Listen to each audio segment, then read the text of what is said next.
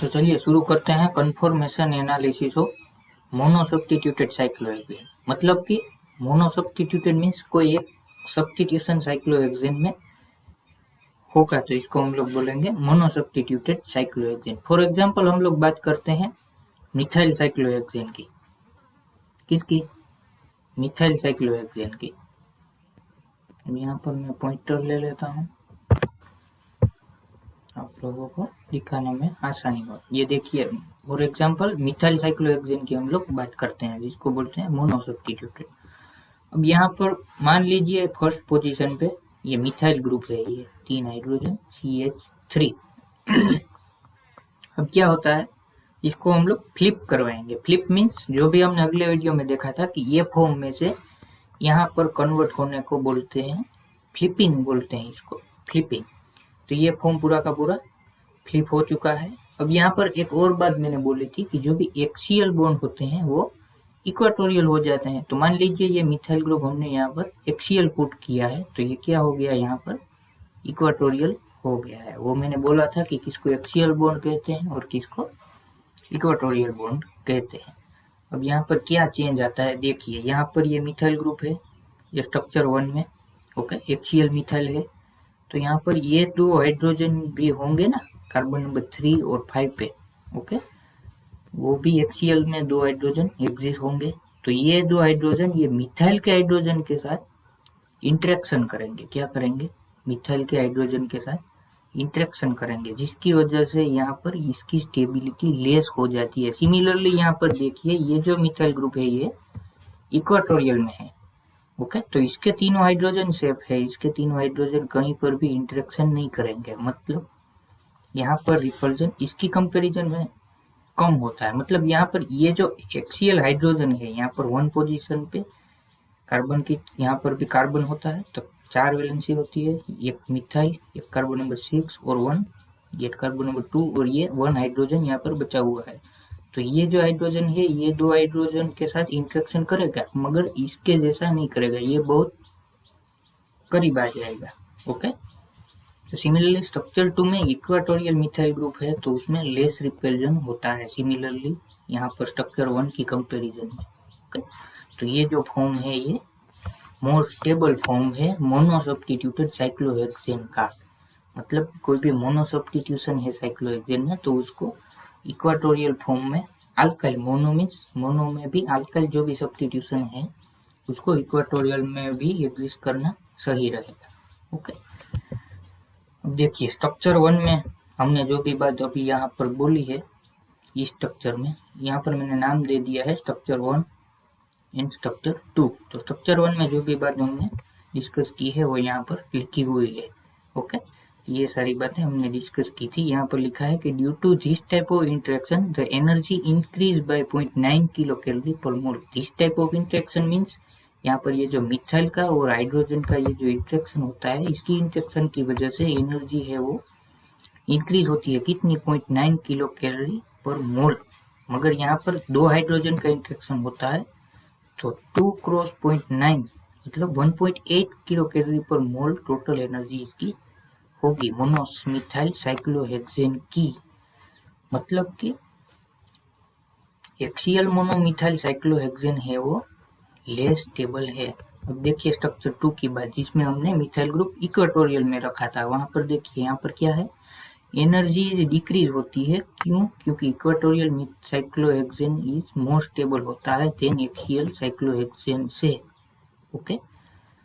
अब final conclusion क्या है कि at room temperature about 95% of the cyclohexane is exist in equatorial methyl group। मतलब कि स्ट्रक्चर 2 रूम टेम्परेचर पे स्ट्रक्चर 2 ही एग्जिस्ट करेगा ओके। ये है फाइनल इसका कंक्लूजन।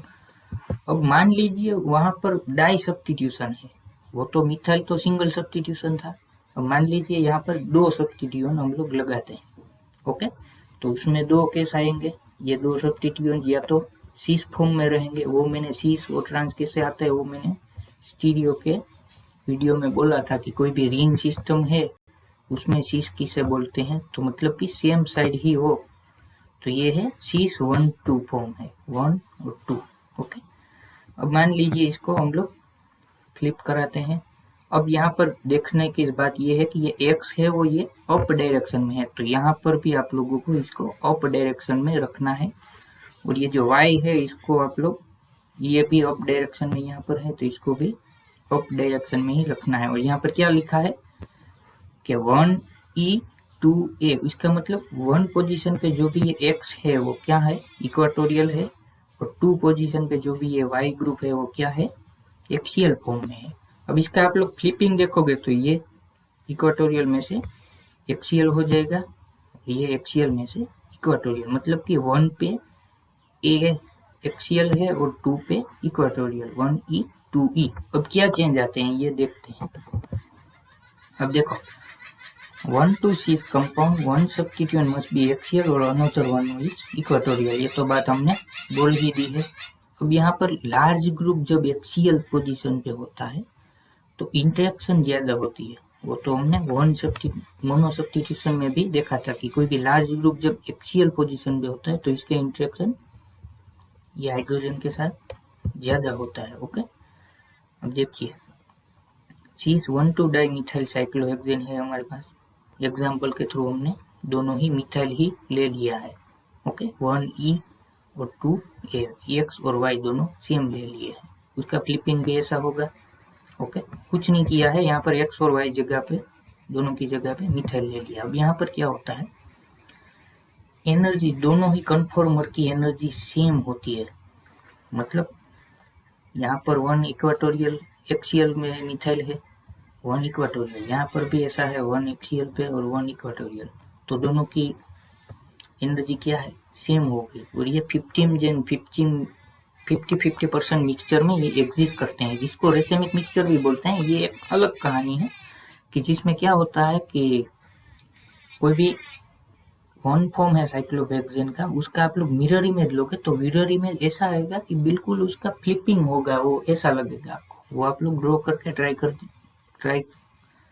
करोगे तो पता चलेगा।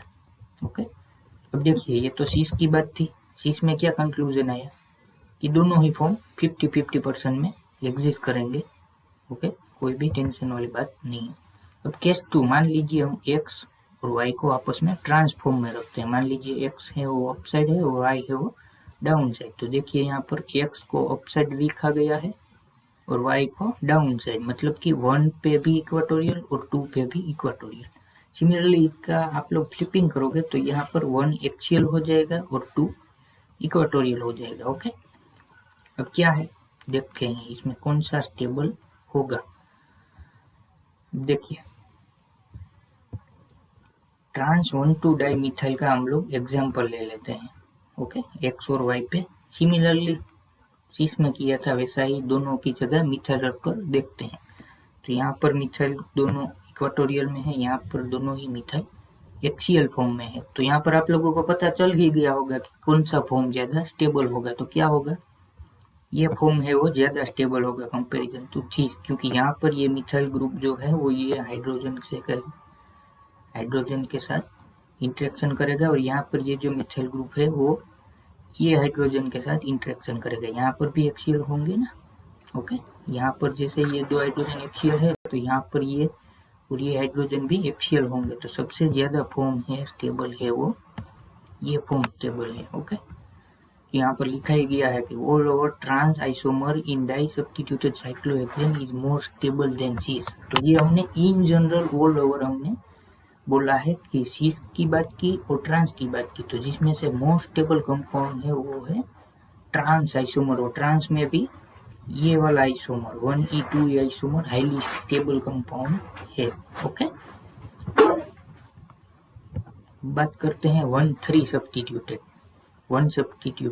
1 और 3 की बात करते हैं, उसमें भी सीस आएगा। देखिए 1 पे x ग्रुप अप साइड लेना है, ले लिया, y भी अप है तो इसको भी ले लिया, तो क्या है 1e 3e, इसका आप लोग फ्लिपिंग करोगे तो क्या होगा, इक्वाटोरियल एक्सियल हो जाएगा और एक इक्वाटोरियल है वो भी एक्सियल।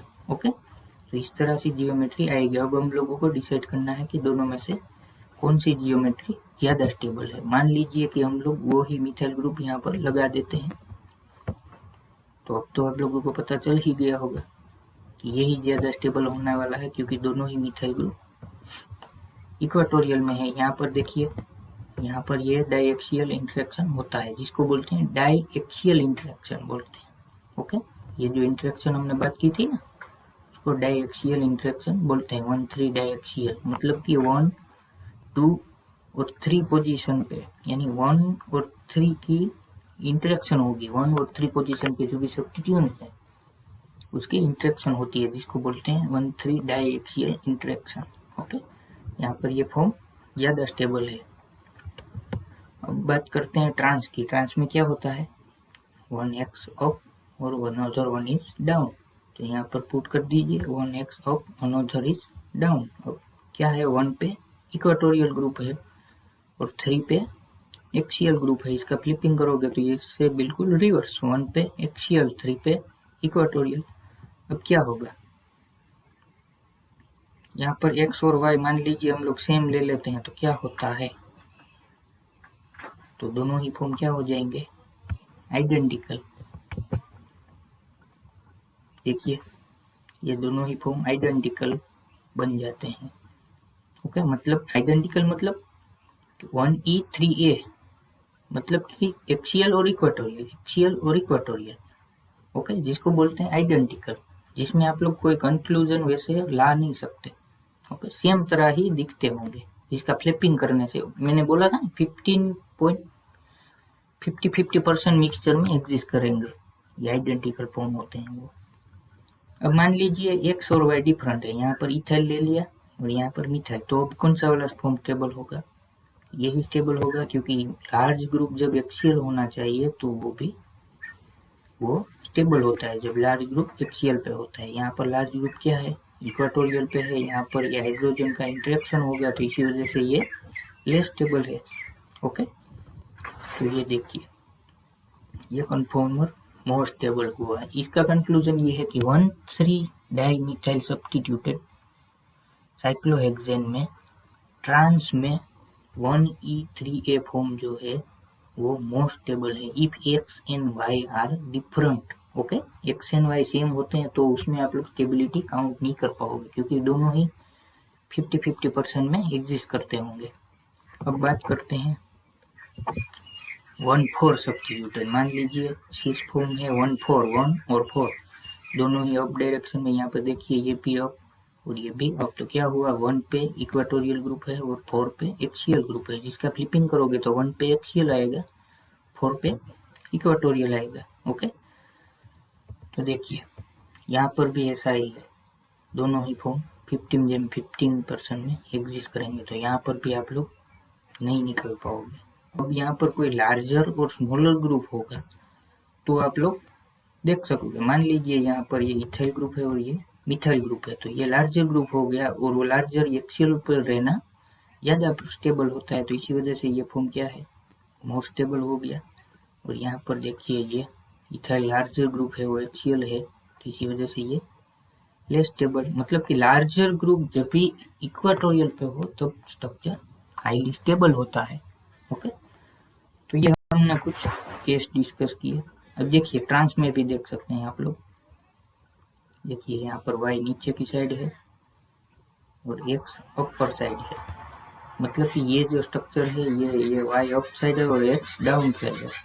ओके, तो देखिए यहाँ पर 1a 4a, जिसको फ्लिप करने से 1e 4e बन जाएगा, तो ये फॉर्म ज़्यादा स्टेबल रहेगा। आपको पता ही चल गया होगा, क्योंकि दोनों ही ग्रुप इक्वेटोरियल पे हो जाएंगे, तो ये हाईली स्टेबल फॉर्म होगा। ओके, एग्जाम्पल तो मिथाइल साइक्लोहेक्सेन की तरह आप लोग देख सकते हैं। तो इस वीडियो में हमने सारी की सारी बात की कि सब्स्टिट्यूटेड साइक्लोहेक्सेन में 1 मोनो सब्स्टिट्यूटेड हो, डाई सब्स्टिट्यूटेड में 1,2 देखा, 1,3 देखा और लास्ट में 1,4 सब्स्टिट्यूटेड साइक्लोहेक्सेन की कन्फॉर्मेशन की बात की। सो आज के लिए इतना ही काफ़ी है। So thank you for watching this video.